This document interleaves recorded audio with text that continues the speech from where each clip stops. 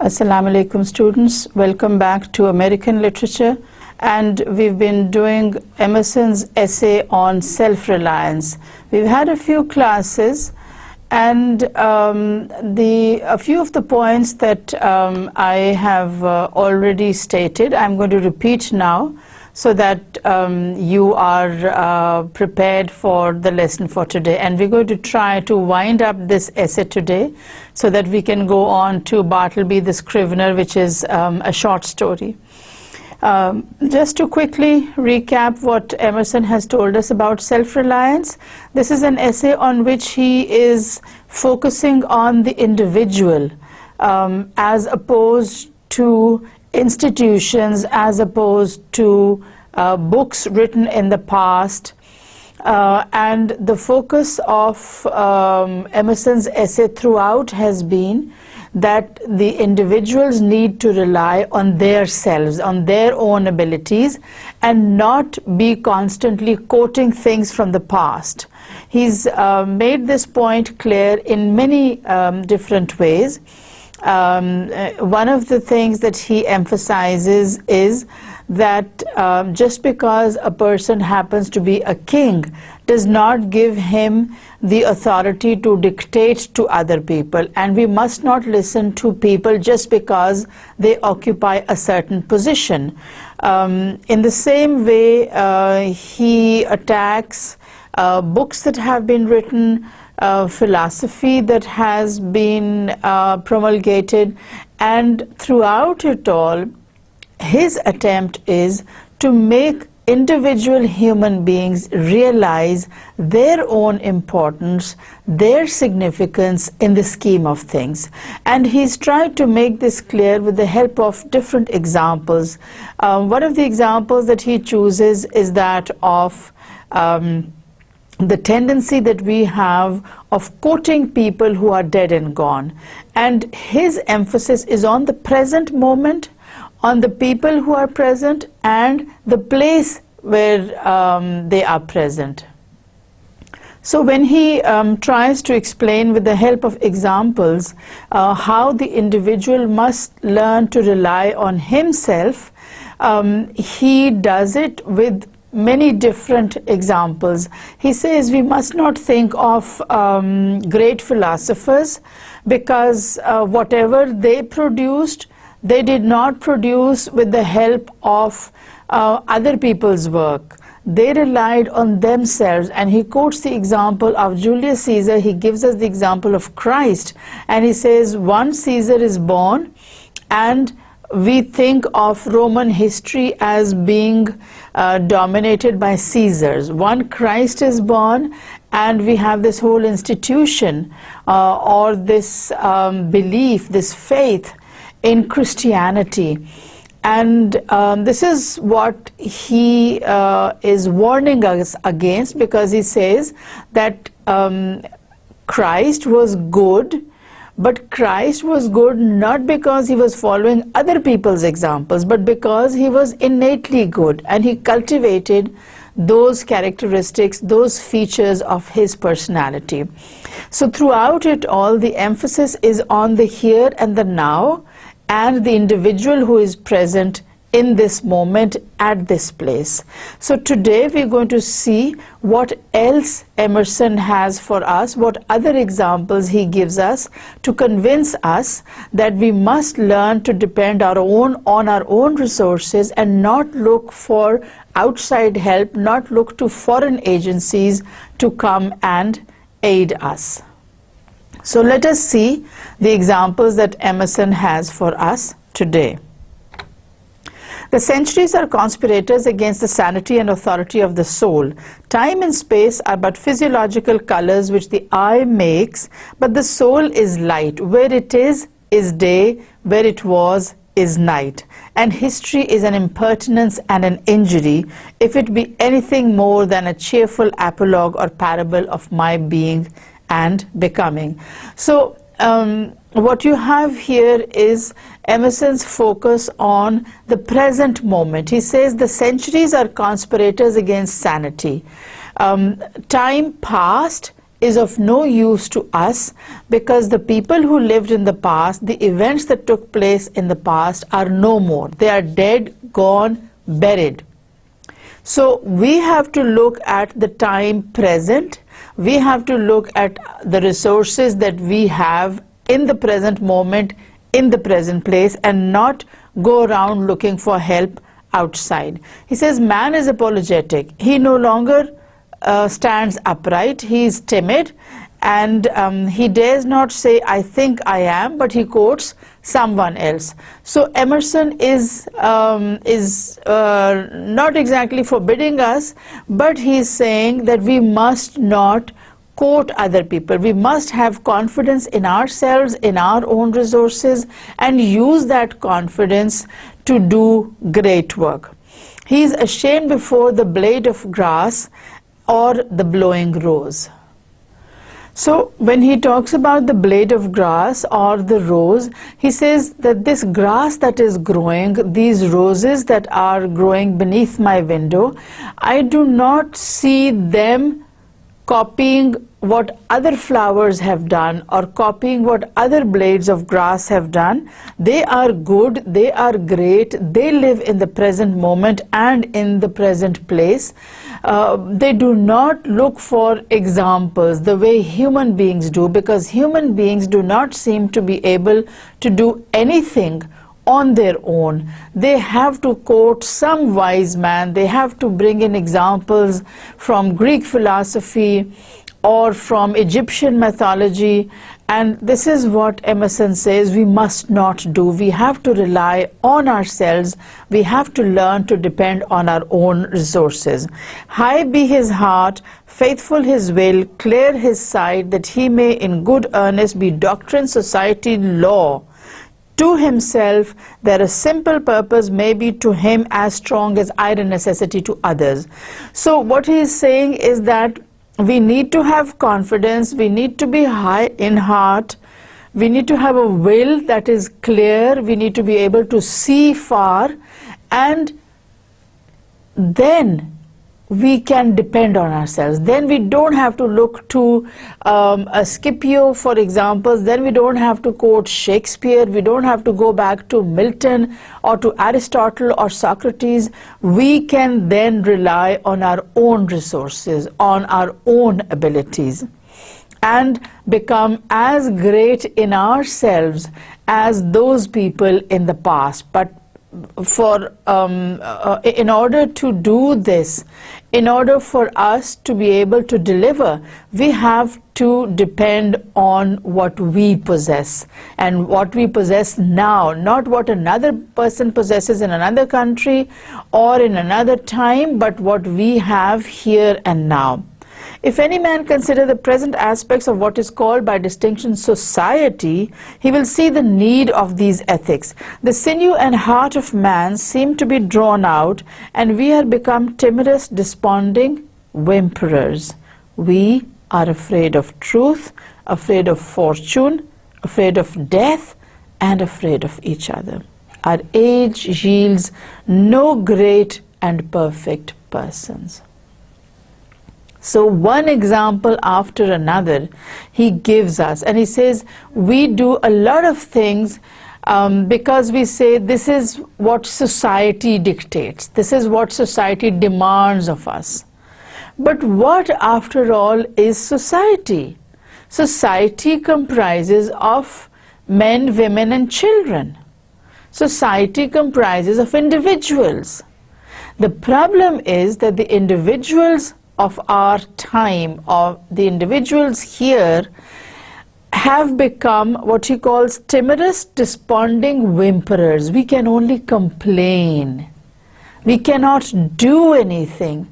Whenever we are asked to do anything, we say, oh, we don't have resources, oh, we don't have time, we don't have money, we don't have manpower to do this.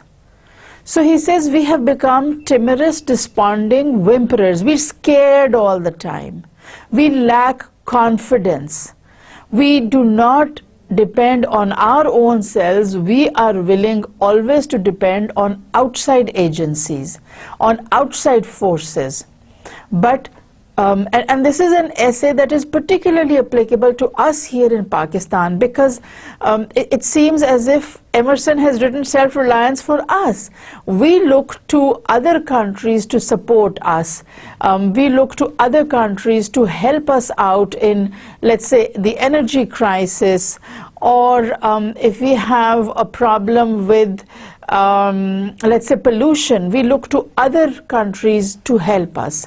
According to Emerson, we have to look within ourselves. We have to see what abilities we have, what power, what strength we have, and not be looking towards other people and other countries all the time. We need to be able to depend on our own selves. We are afraid of truth, he says. Why should we be afraid of truth? We are afraid of each other. We are afraid of fortune. We say, oh, you know, I have such bad luck. According to Emerson, we make our own luck. Why are we afraid of each other? Why do we call on other powers to help us instead of people who are around us, people who are in our immediate vicinity? And if you contextualize it, if you could bring this to Pakistan, our situation is that instead of our calling for help to those people who are around us, we look at those who are sitting in another country, not realizing that those people are not going to help us. It's only our own people who will help us. So he says we are afraid of each other, because our age yields no great and perfect persons. We don't seem to be able to see anyone doing good in our country. We seem to be quoting people who lived in another day and another age in another place. We talk about, let's say, the great scientists. We talk about Abu Ali Sina. We talk about Ibn al-Haytham. But we do not talk about people who are here with us now. So we need to be able to depend on our own resources and on our own people. We want men and women who shall renovate life and our social state.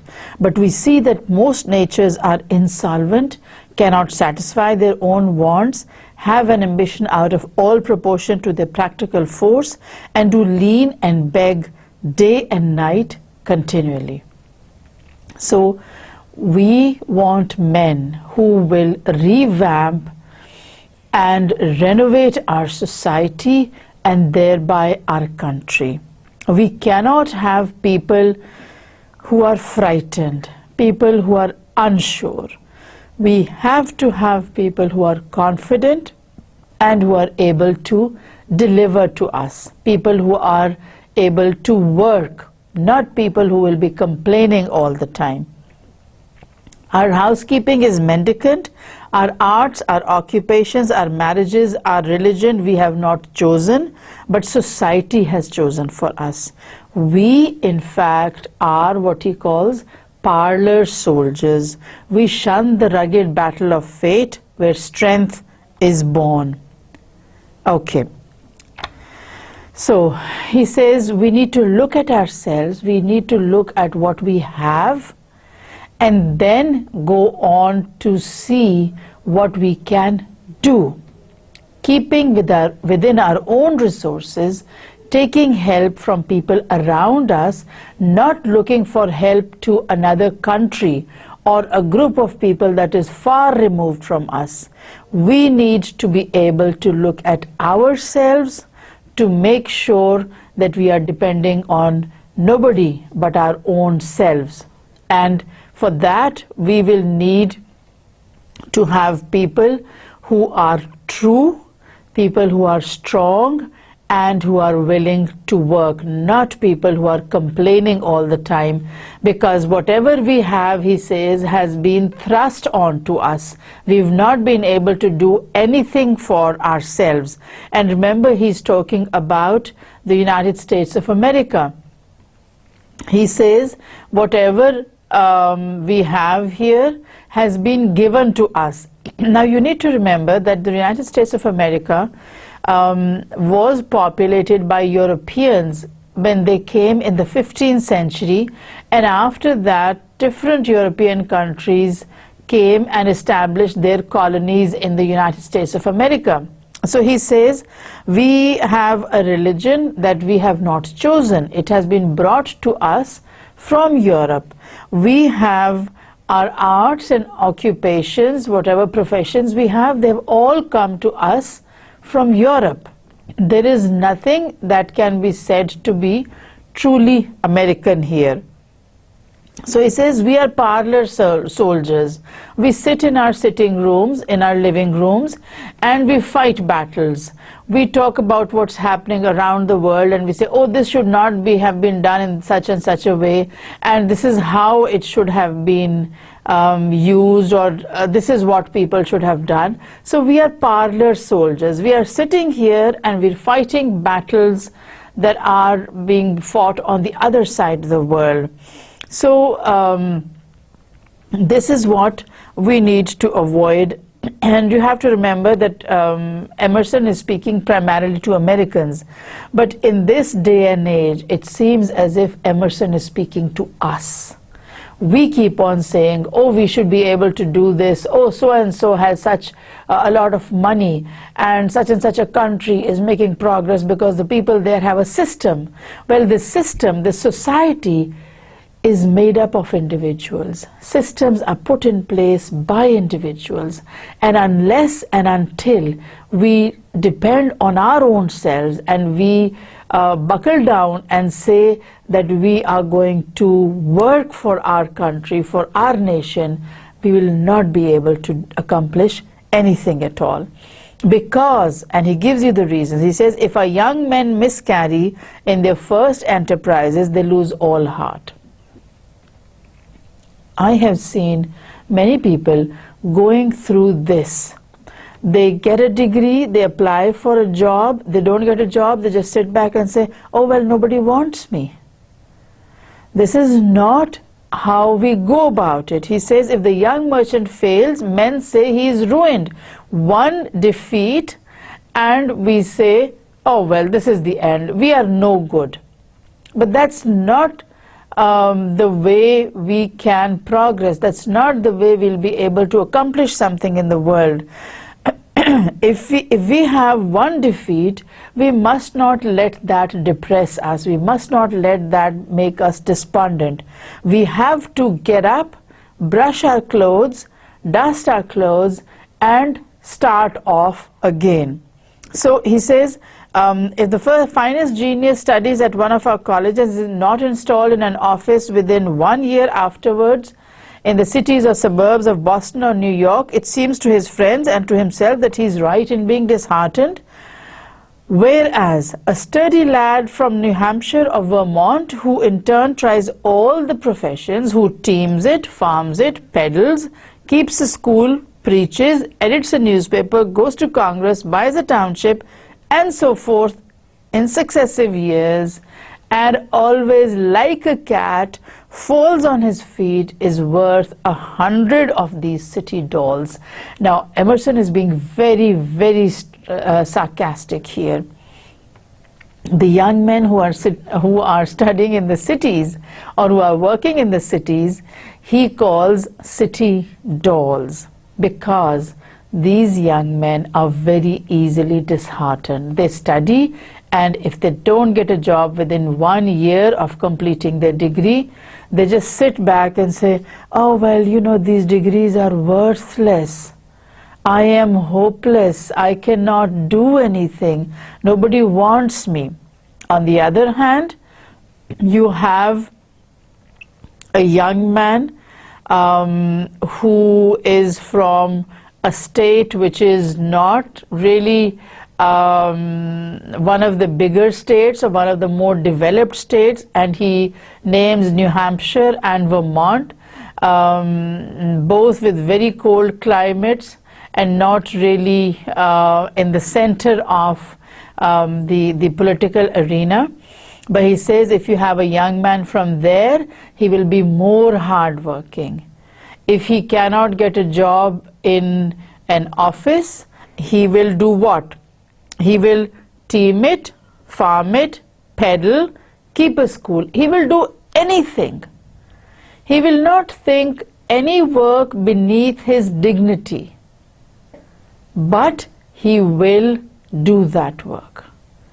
So he brings in this comparison of a young man in the city and a young man in what you would call the countryside, and he says that the difference is that the young men who come from places like New Hampshire or Vermont or Minnesota or other states are more resilient. They have a greater tendency to land on their feet. So for him, one of these young men coming from the smaller states is worth 100 of these young men sitting in the cities, not really doing anything, because they say, you know, whatever we are qualified for, we have to do that work. And to work in a store or to work on a gas station or to do manual work is beneath our dignity. We are not qualified to do that, and therefore we're not going to do that. So what he's trying to say is that we need to depend on our own self, and if one thing fails, we need to get on to something else. We can't just sit back and say, well, I can't do anything, I don't have a job. He walks abreast with his days and feels no shame in not studying a profession, for he does not postpone his life but lives already. So more on this lad from New Hampshire or Vermont or Minnesota. He has not one chance but 100 chances. The world is open. There is work to be done. But if you keep on saying that I have to work on something in my own line, then you're not going to get anything. Let a Stoic open the resources of man and tell men they are not leaning willows, but can and must detach themselves, that with the exercise of self-trust, new powers shall appear. That a man is the Word made flesh, born to shed healing to the nations, that he should be ashamed of our compassion, and that the moment he acts from himself, tossing the laws, the books, idolatries, and customs out of the window, we pity him no more, but thank and revere him. And that teacher shall restore the life of man to splendor and make his name dear to all history. Okay, let's go back a bit. So he says there's no shame, no embarrassment in doing manual work, in doing work with your hands. There is absolutely no embarrassment, no shame. But people who live in the cities, particularly the young men, when they study for a profession, for a degree, they think that to do menial work is beneath their dignity. To work in a fast food is beneath their dignity.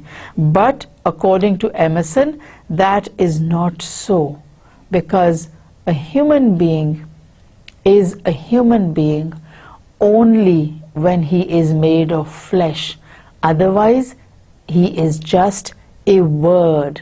And unless we learn to depend on ourselves, on our own resources, and we are willing to do any kind of work, we will not be able to make a successful appearance in this world. We will not be able to say that we have not been given a chance. So when people, particularly young men, depend on their own abilities, then the world considers them as teachers.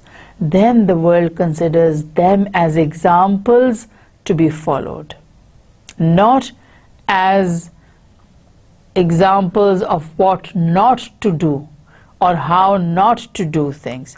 So that person will become a teacher who is willing to work, who is willing to depend on himself, who is confident of his own abilities, and who is willing to put all his abilities to work.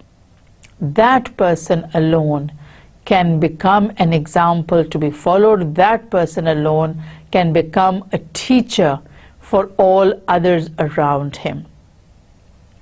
It is easy to see that a greater self-reliance must work a revolution in all the offices and relations of men, in their religion, in their education, in their pursuits, their modes of living, association, property, in their speculative views. So he says it's only when you learn to depend on your own self that you will be able to bring about a revolution in society.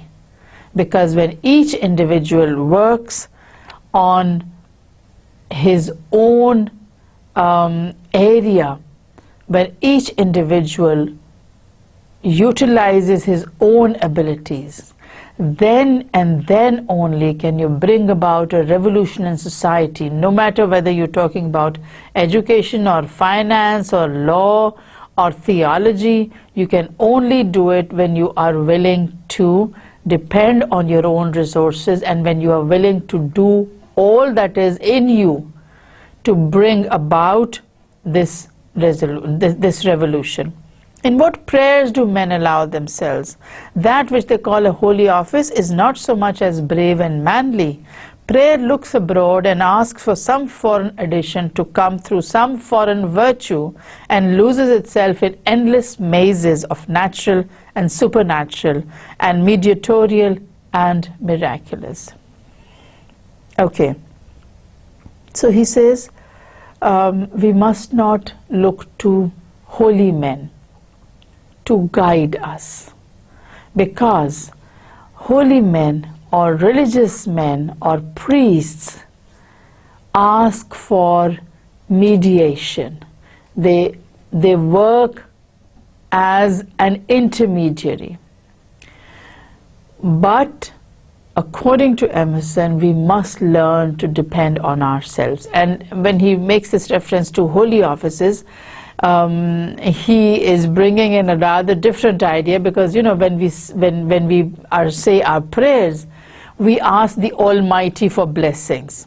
According to Emerson, we will only get something done if we are willing to work ourselves. Remember that old adage of God helping those who help themselves? That's the kind of thing that Emerson is talking about here. So he says we cannot look to some foreign addition. We can't say God will give it to us. We have to work for it. We have to struggle for it. And then only will we be able to get anything. All right. Prayers that craves a particular commodity, anything less than all good, is vicious. Prayer is the contemplation of the facts of life from the highest point of view. It is the soliloquy of a beholding and jubilant soul. It is the Spirit of God pronouncing His works good. But prayer as a means to effect a private end is meanness and theft. It supposes dualism and not unity in nature and consciousness. As soon as the man is at one with God, he will not beg. He will then see prayer in all action. Okay, let's go back a bit. So, and in this portion, Emerson defines what is prayer. He's already given us a reference to holy offices, and he says that the holy men, the priests, give a lot of importance to prayers, just as ordinary human beings also give a lot of importance to prayers. But what actually is prayer? According to Emerson, it is the contemplation of the facts of life from the highest point of view. It is the soliloquy of a beholding and jubilant soul. So according to him, prayer is a description of facts, and it is the soliloquy of a soul. It is a soul praising God. But what has prayer become for us? A means to effect a private end. According to Emerson, we say prayers when we want something, when we want help, not when we want to praise God. But when we want God to do our own work, according to him, when we use prayers as a means to effect a private end, when we want something personal to be done, then he says that is meanness, it is like stealing, because it supposes dualism and not unity in nature and consciousness. Then you are asking for help, you are asking for assistance. You're not praising nature, you're not praising gods. As soon as the man is at one with God, he will not beg. So when he praises God, he does not beg God for any favors. Then and then only will he see prayer in action. And then he sets out to describe what is prayer in action. And prayer in action is the prayer of the farmer kneeling in his field to weed it, the prayer of the rower kneeling with the stroke of his oar, are true prayers heard throughout nature, though for cheap ends. Karatek, in Fletcher's Bonduca, when admonished to inquire the mind of the god Odate, replies, his hidden meaning lies in our endeavors. Our valors are our best gods. This is the kind of answer that Emerson expects, that we say prayers not because we want help, but because we want to praise. So he says that prayer in action is a farmer kneeling in the field when he is sowing the crops, he's sowing the seeds, or he is weeding, he's taking the weeds out of the soil, or when he is watering, or when he is harvesting. This is work, and prayer, according to Emerson, is work. It's a kind of work that a rower does when he has to row the boat, and in order to put all his effort into it, he kneels and he pulls on the oars. That is prayer. Prayer is not kneeling on the ground and raising your hands and begging God for something. That for Emerson is not prayer at all. And then he gives a further example, and he says that prayer is struggle. Prayer is work. Prayer is not asking for forgiveness or begging God to give you something. Another sort of false prayers are our regrets. So when we do something wrong, we feel sorry and we say, okay, God, please forgive us. He says, discontent is the want of self-reliance. When we are discontented, we say things have not gone good with us, then we say, oh God, forgive us. According to Emerson, that is just the want of self-reliance. It's because we don't have confidence in ourselves that we say, oh God, please forgive us because we did wrong. It is infirmity of will. Regret calamities if you can thereby help the sufferer. Crying over spilt milk. You say, oh, I'm sorry this happened. But saying sorry does not undo things. Saying sorry will not do anything. So if not, attend your work. If your prayers cannot help the sufferer, then forget about the sufferer, just concentrate on your own work. And once you concentrate on your own work, the evil already begins to be repaired. Our sympathy is just as base. So he says that when we are convinced that our prayers will help the sufferer, then we can go on with our work, and then that evil will already have been undone. We come to them who weep foolishly and sit down and cry for company.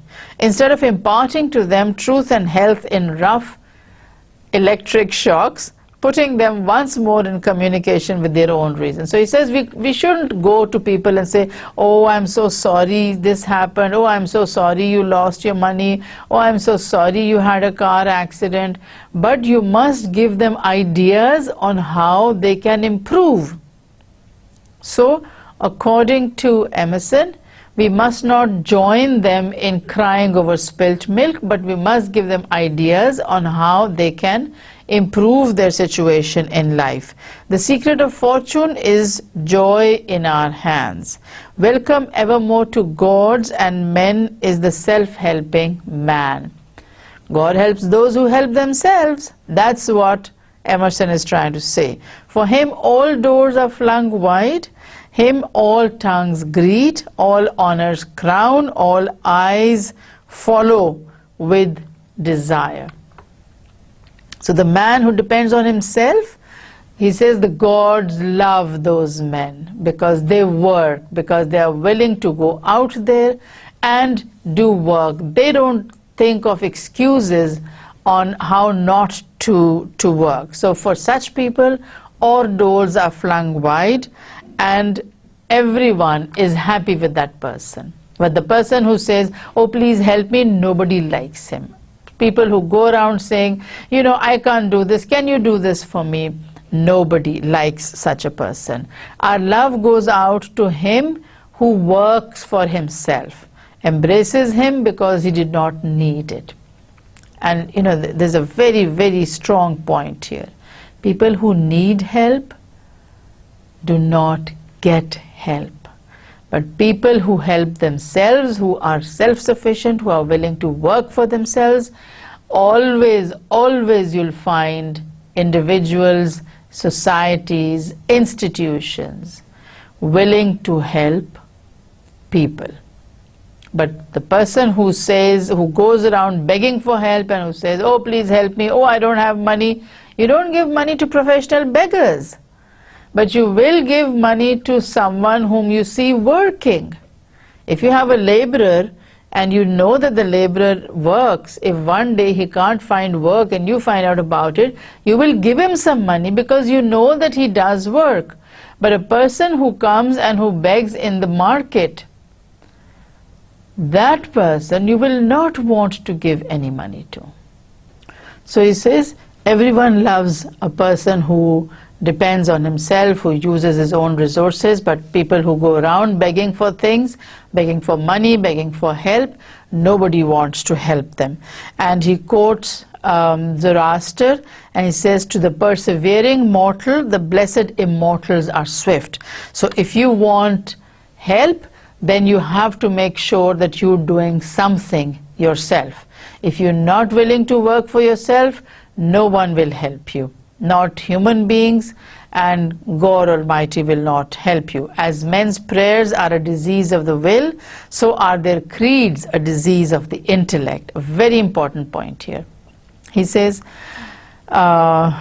if you are not willing to work and you think that you will get everything done through prayers, through asking God, through asking the Divine Spirit, Emerson says this will not be done.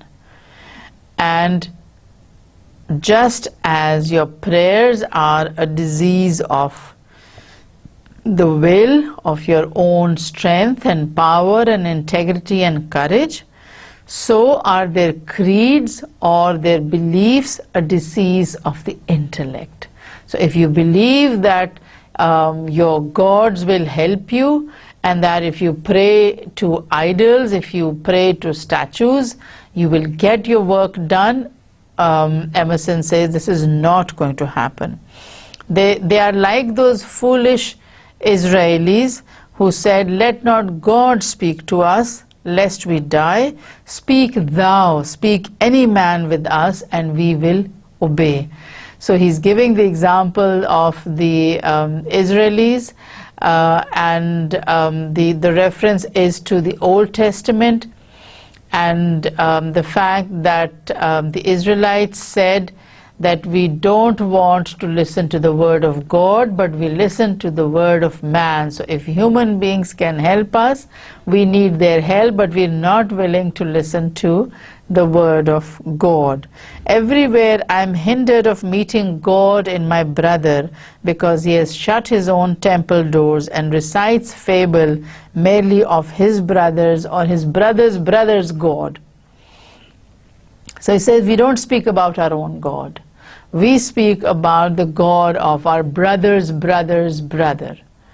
And again, these are references. We're not willing to own God. We're not willing to say, okay, we will do this work. We'll depend on our own selves. But even for prayers, we depend on someone else. And we go to the priest and we say, oh, please say a special prayer for us. Or we go to our relatives, our parents, our elders, and we say, oh, please say a special prayer for me today. Why can we not pray for ourselves? Why do we transfer this work also onto someone else? Every new mind is a new classification. If it prove a mind of uncommon activity and power, a Locke, a Lavoisier, a Hutton, a Betham, a Fourier, it imposes its classification on other men, and lo, a new system. So he says every mind is a new classification. Every human being has intellect, has intellectual power, and this intellectual power must be utilized. It must be utilized to improve your situation in this world. It must be used to upgrade your standard in society. In proportion to the depth of the thought, and so to the number of the objects it touches and brings within reach of the pupil, is his complacency. So he says if one man has intellect, has great intellectual ability, then he starts to impress everyone around him with that. But chiefly is this apparent in creeds and churches, which are also classifications of some powerful mind acting on the elemental thought of duty and man's relation to the highest. So Emerson here is sort of criticizing the Christian church, and he says that these divisions in the church are a reflection of some people feeling that they need an intermediary and that they cannot deal with God directly. They cannot praise God directly. And that's something that Emerson says we have to learn to avoid. So all these creeds, all these denominations, these sects that have cropped up in religions, he says that these have to be discarded because they're just new words for something that is old, that has been around for the last 2000 plus years. And we must not give in to these new creeds. And he mentions Quakerism, Calvinism, Swedenborgism, etc., etc., and there are many more. So the pupil takes the same delight in subordinating everything to the new terminology as a girl who has just learned botany in seeing a new earth and new seasons thereby. So when people use these terms and say, you know, I'm a Calvinist and the Calvinist doctrine says this, or I'm a Quaker and this is what we believe in, this is like a girl who has studied botany, and when she looks at the world of nature around her, it's a whole new world, because now she has all that technical vocabulary which is used in a particular field, but that is all that there is. And when he's giving examples, he goes on to give one example of a master and a pupil, a teacher and a student, and he says that in the beginning the student sees that the master's work is the best, and he quotes the master's work, he tries to copy the master's work. But once he starts his own work, then he will discard his master very quickly. But we have to get to that stage so that the walls of the system blend to their eye in the remote horizon with the walls of the universe.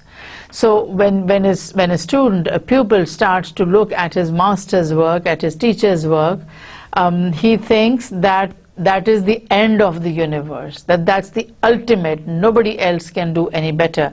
And yet when he looks around him and when he looks outside of his master's work, he's able to see that there's much more in this world, in this universe, than his master's work. They cannot imagine how you aliens have any right to see, how you can see. It must be somehow that you stole the light from us. So these people, they believe that they are the only ones who can do something and nobody else can do it because they are following in their master's footsteps. So it's like they will look at you and they'll say, oh, you can't do this, you know, only we can do it because we are students of such and such a professor. But that is not so. You do not steal light from anyone, you share light. Light is there, it's all encompassing. As he says, it is unsystematic, indomitable, will break into any cabin. So light does not belong to any one individual. It's not something that can be possessed. It's there, and it's there for anyone who wants it to use. It's not like there are particular, let's say, areas and there is a ban on using light. So this is something that they try to possess but which cannot be possessed. If they are honest and do well, presently their neat new pinfold will be too straight and low, will crack, will lean, will rot and vanish, and the immortal light, all young and joyful, million-orbed, million-colored, will beam over the universe on the first morning, as on the first morning. So these young men, if they are honest, then their work will be appreciated. If they are hardworking, if they are dedicated, then their hard work will be appreciated and their hard work will be rewarded. If you do not have this reliance on the self, particularly on the part of the young men, then Emerson says, I'm afraid that I have very dark and unhappy news for those people. It is for want of self-culture that the superstition of traveling, whose idols are Italy, England, and Egypt, retain its fascination for all educated Americans. And now he's coming to something more specific. And he says all this, fuss over traveling is overemphasized. Remember in the previous lectures also he had said, let us not rove. Let us stay at home. Let us see what we have here. So now he says that this self-culture or this civilization or this refinement of the self that people talk about, this is our undoing. Because when we talk about culture, we say, oh, we have to go to Europe. And here you see the hankering of the Euro-Americans for Europe. You know, that was the continent that they had come from. And because most of the original settlers were, let's say, running away from religious persecution, so they could not go back to Europe. But there's always been a hankering for Europe. And this is something that Emerson attacks now. He says, they who made England, Italy, or Greece venerable in the imagination did so by sticking fast where they were, like the axis of the earth. So it's not that people who established those institutions in England went out of England, or those who were in Greece or Egypt or Italy went out of Italy or Greece or Egypt. They stayed where they were, they worked, and they built institutions for which Americans want to go and visit Europe. The soul is no traveler. The wise man stays at home, and when his necessities, his duties on any occasion call him from his house or into foreign lands, he is at home still, and shall make men sensible by the expression of his countenance, that he goes the missionary of wisdom and virtue, and visits cities and men like a sovereign, and not like an interloper or a valet. I have no churlish objection to the circumnavigation of the globe for the purposes of art, of study and benevolence, so that the man is first domesticated, or does not go abroad with the hope of finding somewhat greater than he knows. He who travels to be amused, or to get somewhat which he does not carry, travels away from himself and grows old even in youth among old things. Okay. Says the soul is no traveler, but there are people who travel, and there are people who say that Europe or Egypt or Africa is a better place. So what he's saying is that you do not need to go out of the country. Whatever is available inside America, inside the US, that is what we need to depend on. That is what we need to utilize, not something that is in Europe. So he says that the soul is no traveler, and the wise man stays at home. And when he does need to go out of the home, and by home he means inside the United States of America, then he does it only as a king, not as a man who thinks that he is somewhat less than Europeans. So as he says, not like an interloper or a valet, not like a servant, not as if he's a thief. He has to have confidence in himself, and he must go only for that purpose, not just because he wants to not just because he's impressed that things are better in Europe, but because it's something to do with art, or it's something to do with his studies. He thinks he will be able to learn more there, but he says that there's nothing that is, let's say, impressive, and there's nothing that Americans lack in the United States. And therefore, Emerson is not in favor of people traveling, particularly to Europe and Africa, because they want to acquire knowledge, or because they think that the institutions there are better than the ones in America. So he says, when you go there, you visit like a sovereign, you go there like a king. Don't go and abase yourself, don't go and demean yourself by saying, oh, you know, you people are so good and we don't have this in the United States. That is not the kind of manner that he wants Americans to adopt. He wants them to go like kings, like sovereigns, and not as if they are going to be stealing anything from there. So he says, I don't object to navigating the globe. What he calls is circumnavigation of the globe. But there must be a purpose. It must be related to either art or study or benevolence, so that people, when they go out, they appreciate what they have at home more than they did before.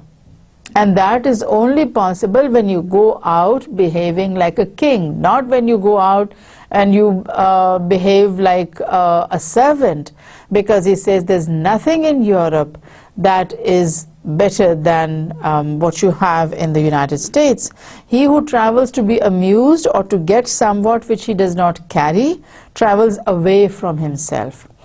So if a person goes for the sake of amusement, for the sake of entertainment, and he says that, you know, you have these things in Europe and you don't have them in America, he says that person will grow old even in youth. He will not be able to accomplish his purpose, and he will come back feeling that instead of gaining something, he will have lost. We're going to end here, and the rest of the essay we're going to be doing in the next class, but let me quickly go over what we have done today. We're still at the essay on self-reliance by Emerson, and what I have tried to do in the lecture today is to contextualize it, to allow you to place this essay in your own situation so that it's easy for you to understand and appreciate what Emerson is doing. A few of the points that I emphasized today and that Emerson talks about in this portion of the essay is that he's talking about self-reliance, he's talking about dependence of the individual on his own resources and working with what he has, not hankering after what other people have in another part of the world or what people did in another time. So it's the here and the now that are important for Emerson, and I gave you the example of how we can put our own situation in this essay that Emerson has written on self-reliance, because we have a lot of people in Pakistan who want outside help, who will say China must help us, the United States of America must give us money, Saudi Arabia must give us money, Turkey must give us expertise, Japan, Korea. You know, we go all over the world begging, not just for money, but for technical expertise. We go for resources, and we say all these countries are better than Pakistan because they have better institutions, better systems, the society is better, the human beings are better. What Emerson is trying to say, and what we need to keep in mind as Pakistanis, is that we are the best. We have all the resources, we have the intelligence, it has been given to us.